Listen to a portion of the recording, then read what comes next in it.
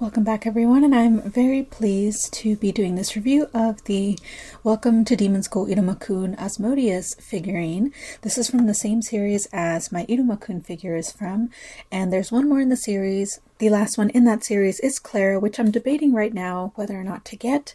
She is available on Amazon, but for a hefty price, considering these are prize figures tend to go for probably $20 or less in Japan.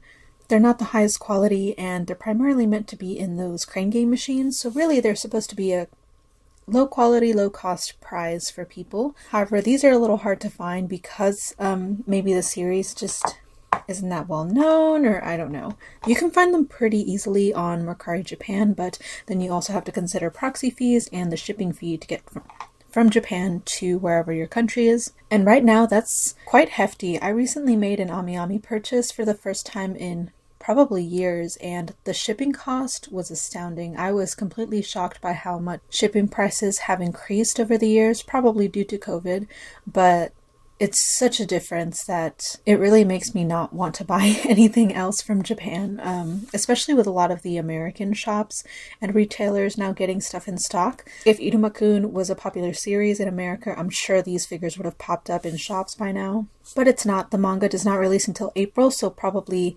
unless people are actively watch a lot of the stuff on Crunchyroll, which is the only place I think you can legally watch the dub and the subtitled version of Iruma-kun, you really won't be seeing this series anywhere else. Nevertheless, I love it, and one of my friends was nice enough to give this to me for Christmas, so I'm really thankful to them. Here's the box. I apologize for the ring light reflection, really annoying. But the box is pretty simple, similar to my Iruma-kun. If you have not seen that review, I will link it in the description.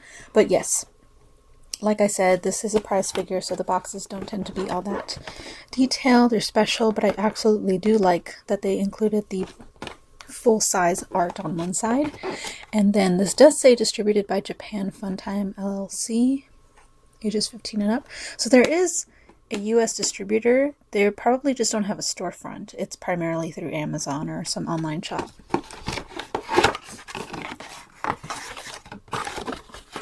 And this won't be an unboxing because I actually opened it on Christmas Day. So I'll just show y'all more or less what the packaging looks like. It's very standard. Iruma-kun was packed like this as well. Just has a little cardboard insert to make sure the box doesn't lose its shape. And Asmodeus was pretty much wrapped inside this little slot, wrapped in bubble wrap, as well as the typical figure separation plastic bag. There were only two sides for him because these are prize figures. They tend to not have a lot of different parts. He was complete in the bag, and then one side had his base, and that's pretty much all he came with, which is a little different from Iruma-kun because Iruma-kun actually came with Galego-kun in his little familiar form, which was really cute. Asmodeus is just on his own. He doesn't come with anything special, but I do think he is really cool. I'm not a fan of how my camera darkens everything because of my black background, but we'll just have to work with it. So here is Asmodeus in his full glory. He is really cool looking, and again, my camera is going out of focus, but the most significant thing about him to me is the fact that he has a very clear plastic for his fire. And then something that I thought was pretty cool was the fact that his nails are painted. I apologize. This is not going to be one of my more detailed reviews. I still have two to complete, actually, that I haven't gotten around to, but this is partly because of pure laziness and also just because there's not much going on with him. This is a very casual review, but you can see here, finally, his hands or fingernails are painted. I thought that was really cool, and I did drop him earlier, so he's got a little scuff that is easily manageable. I can just get rid of that with an eraser or a soft sponge. But yeah, I do like the fire detailing they gave him. It's very clear. It looks really cool in the light, and there's a soft, hardly noticeable at first gradient with it. It's a very intense red at the bottom, and then it goes into a little bit of orange at the top. So I thought that was cool. Again, here's what he looks like. He looks so good in the face. He doesn't have those really chubby cheeks that Iruma had, which made Iruma look a little bit wacky. I think they fixed that issue with Asmodeus, probably because he has that Bishonen face.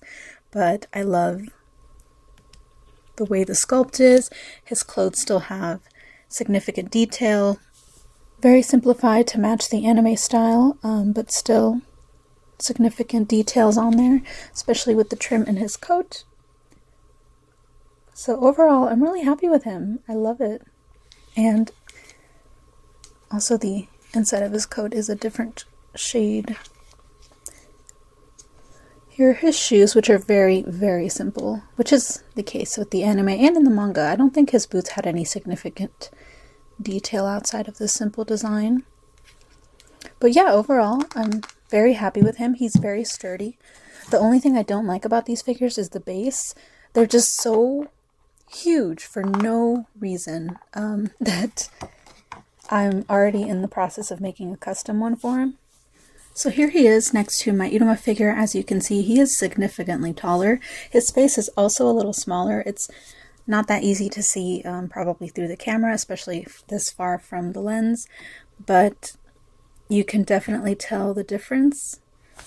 Hopefully that's easier to see. But yes, Asmodeus' face is definitely, because it's probably a Bishonen style, obviously they made it smaller. His waist is around the same width as Iruma, but because of Iruma's particular look, I guess, they made his head a lot wider and bigger. It kind of looks a little goofy. Especially because I feel in the anime they really balance that out. I don't think I ever noticed that being an issue in the art style of the manga, but in the anime at least, it never felt weird to see them next together with that issue. So together these figures do look a little bit wonky, but overall they still look really good in my opinion, and the size difference is so funny. I do think with Asmodeus in particular, his hand holding the fire isn't that bad, but his fist just looks really... There's a joke that goes around the yaoi manga community. Yaoi hands, they're just abnormally large. I guess because the artists just don't know how to draw hands and they just come out looking ginormous. It's an ongoing joke for people who read yaoi, but I think also generally in the manga community. But Iruma-kun had some sizable hands as well, which I thought was neat. They didn't give him little dainty short guy hands. They gave him hands that I think are proportionately accurate for his stature, and they kind of look the same size. Not this fisted one, but probably around a similar size, slightly smaller than Asmodeus's. So overall, proportion wise, I think they did a good job. The heads are really the only issue. And that's pretty much it. As I said, I'm in the process of creating a new base for him so he doesn't take up so much room, because this makes it hard to display him with other figurines who have their own base and whatnot. It's much better to have it be smaller. So as you can see, Iruma is in the custom base that I made him not too long ago. I am in the process of recreating it though, because I don't know if it's noticeable, but he's leaning a little to the side on the left. And that's because of the way the pegs dried after I had already put Iruma in there. I guess he's just prone to leaning to one side.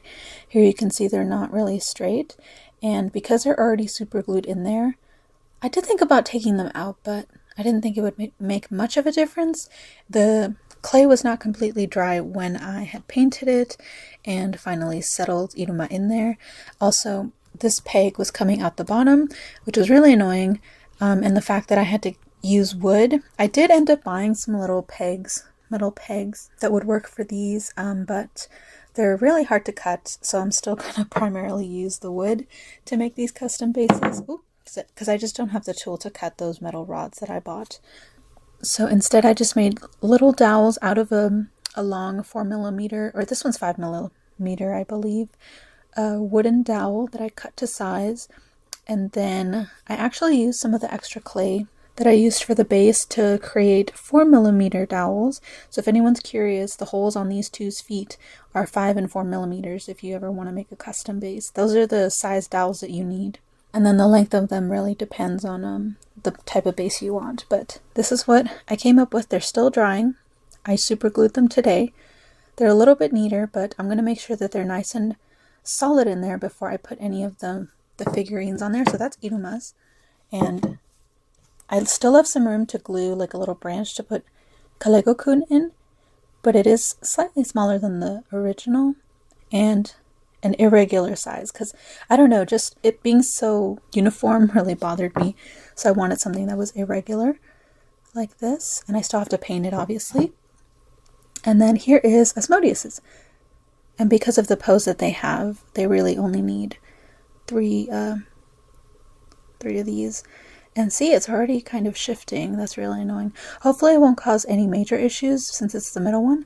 I don't have much faith in these middle ones because they are made out of the clay. They feel really, really solid, honestly. If you guys ever come across, if you have a Daiso near you, if you ever come across the clay they sell at Daiso, the polymer clay, it's really good. That's what I used for this. Super solid once it dries. The only downside is that it dries pretty fast, so I wasn't able to really use it to make anything outside of this kind of paved road look.